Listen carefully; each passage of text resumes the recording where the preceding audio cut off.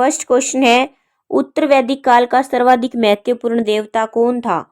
उत्तर वैदिक काल का सर्वाधिक महत्वपूर्ण देवता कौन था? इन चार ऑप्शन में से इसका राइट आंसर क्या है? तो इसका राइट आंसर है सी, प्रजापति देवता। ओके, उत्तर वैदिक काल का जो सर्वाधिक महत्वपूर्ण देवता था वो था प्रजापति देवता, यही इसका राइट आंसर है। और अगर आपसे ऋग्वैदिक काल का पूछा जाए तो वो है इंद्र देवता। ऋग्वैदिक काल का है इंद्र देवता और उत्तर वैदिक काल का पूछा जाए तो वो है प्रजापति देवता। ओके, ये दोनों ध्यान रखना इंपॉर्टेंट है। चलिए नेक्स्ट क्वेश्चन नंबर सेकंड, उत्तर वैदिक कालीन लोगों ने किस धातु की खोज की थी? उत्तर वैदिक कालीन के जो लोग थे उन्होंने किस धातु की खोज की थी? इन चार ऑप्शन में से इसका राइट आंसर क्या है? कौन सी धातु की खोज की थी? लोहा की थी या फिर कांसा की या फिर तांबा की या फिर चांदी की? कौन सी धातु की खोज की? तो इसका राइट आंसर है ए, लोहा धातु की। उत्तर वैदिक कालीन लोगों ने लोहा धातु की खोज की थी। चलिए next question number third, Bharat का आदर्श राष्ट्रीय वाक्य सत्यमेव जयते कहाँ से लिया गया है? भारत का आदर्श राष्ट्रीय वाक्य सत्यमेव जयते कहाँ से लिया गया है? तो इसका राइट आंसर क्या है? इसका राइट आंसर है बी, मुंडकोपनिषद से लिया गया है। ये तो इजी क्वेश्चन है और इम्पोर्टेंट क्वेश्चन भी है, ये ध्यान रखना। भारत का आदर्श राष्ट्रीय वाक्य सत्यमेव जयते लिया गया है मुंडकोपनिषद से। चलिए next question number fourth, Jain धर्म का वास्तविक संस्थापक किसे माना जाता है? जैन धर्म का वास्तविक संस्थापक किसे माना जाता है? इसका राइट आंसर क्या है? इन चार ऑप्शन में से इसका राइट आंसर क्या है? तो इसका राइट आंसर है बी, महावीर स्वामी जी को। जैन धर्म का वास्तविक संस्थापक माना जाता है महावीर स्वामी जी को। ओके फ्रेंड्स, ये भी ध्यान रखना, ये भी इंपॉर्टेंट क्वेश्चन है। चलिए next question number fifth. Question number fifth है, जैन धर्म के 24वें तथा अंतिम तीर्थकर कौन थे? जैन धर्म के 24वें तथा अंतिम तीर्थकर कौन थे? तो इसका राइट आंसर क्या है? इसका राइट आंसर भी है महावीर स्वामी जी को। जैन धर्म के 24वें तथा अंतिम तीर्थकर माने जाते हैं महावीर स्वामी जी को। ओके, चलिए नेक्स्ट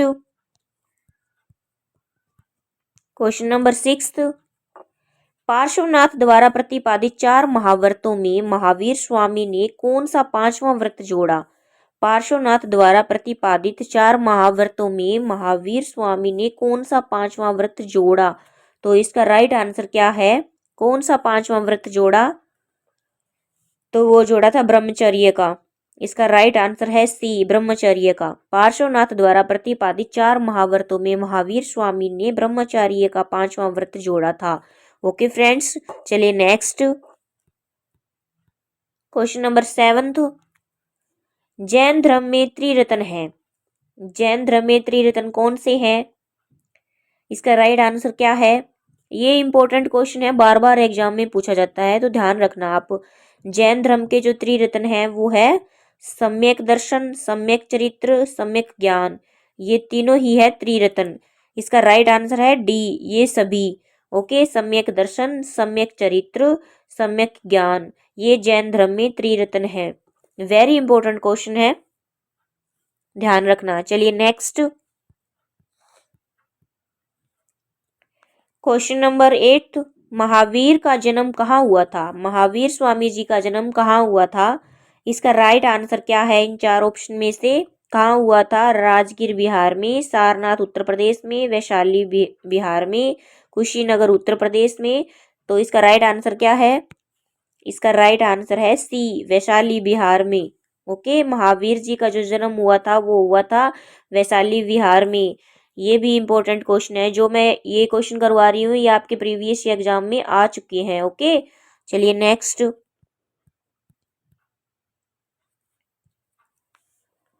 क्वेश्चन है, शैववाद किस धर्म का दर्शन का मूल आधार है? शैववाद किस धर्म के दर्शन का मूल आधार है? तो इसका राइट आंसर क्या है? इसका राइट आंसर है ए, जैन धर्म। शैववाद जैन धर्म के दर्शन का मूल आधार है। ओके फ्रेंड्स, चलिए नेक्स्ट क्वेश्चन नंबर 10। प्रथम जैन संगीति कहाँ आयोजित की गई थी? प्रथम जैन संगीति कहाँ आयोजित की गई थी? तो इसका राइट आंसर क्या है इन चार ऑप्शन में से? सारनाथ में, पाटलिपुत्र में, वल्लभी में, श्रवणबेलगोला में कहाँ आयोजित की गई थी प्रथम जैन संगीति? तो इसका राइट आंसर क्या है?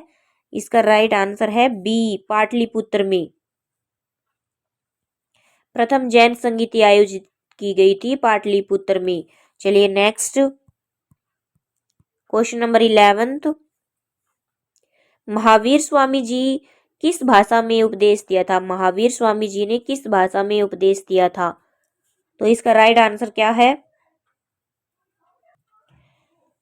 इसका राइट आंसर है ए, प्राकृतिक भाषा में। महावीर स्वामी जी ने प्राकृतिक भाषा में अपना उपदेश दिया था। ये भी वेरी इंपॉर्टेंट क्वेश्चन है। चलिए नेक्स्ट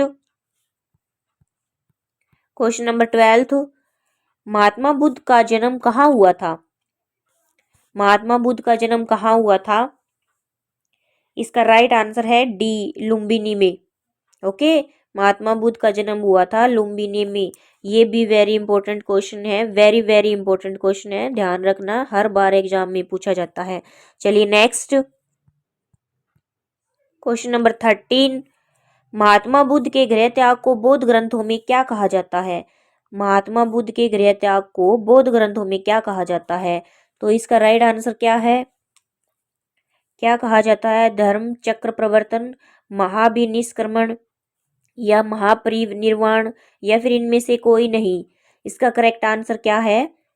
तो इसका करेक्ट आंसर है बी, महाभिनिष्क्रमण कहा जाता है।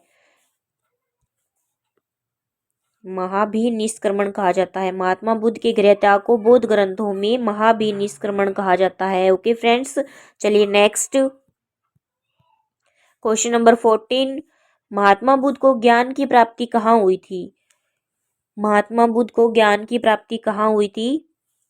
तो इसका राइट आंसर है सी, बोध गया उरुवेला में निरंजना नदी के तट पर हुई थी। ये भी ध्यान रखना कि कभी कभी एग्जाम में पूछा जाता है कि कौन सी नदी के तट पर महात्मा बुद्ध जी को ज्ञान की प्राप्ति हुई थी। वो हुई थी निरंजना नदी के तट पर।